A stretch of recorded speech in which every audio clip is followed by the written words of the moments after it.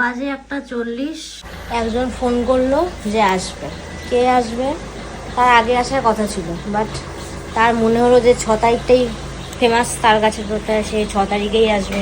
তো আজকে আমার শরীরটা খারাপ, উনি আজকেই আসছে। কিছু করার নেই, কিন্তু কাজটা তো আমাকে করাতে হয়, মানে আমাকে আর রিয়াঙ্কাকে মেনলি করাতে হবে। আসুক, দেখি কখন আসে। বললো যে 10 মিনিটের মধ্যে আসে। কারেন্ট লোকেশানটা শেয়ার করো হোয়াটসঅ্যাপে, পাঠিয়ে দিলাম, দেখি কখন আসে। কিন্তু এটা অনেক দিনের কাজ ছিল, হার্ডলি 1 মাস আগে থেকে ওনাকে কল করা হচ্ছে, আসুন আসুন আসুন। অচেনা লোকের ঘ্যাম তো থাকবেই, ওরা কাজ করে, কিন্তু টাকা নেওয়ার পরে তখন মাথাটা নিচু করে থাকে, যেই টাকাটা নিয়ে ভেবে যায় ব্যাস ফোনটা উঠে যায়।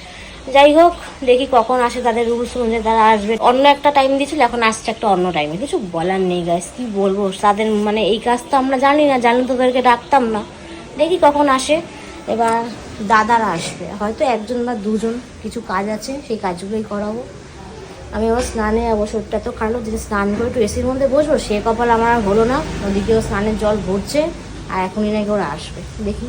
আর বাইরে যে ঠাটা পড়া রোদ, এই যে বিশাল রোদ, এর মধ্যে আবার মানে মরার উপর খাড়া যাকে বলে, মানে এদিকে ঘরে লোক আসবে কাজের জন্য, আর এই যে তার মধ্যে বাড়িতে নাকি আবার জঙ্গল পরিষ্কার হচ্ছে।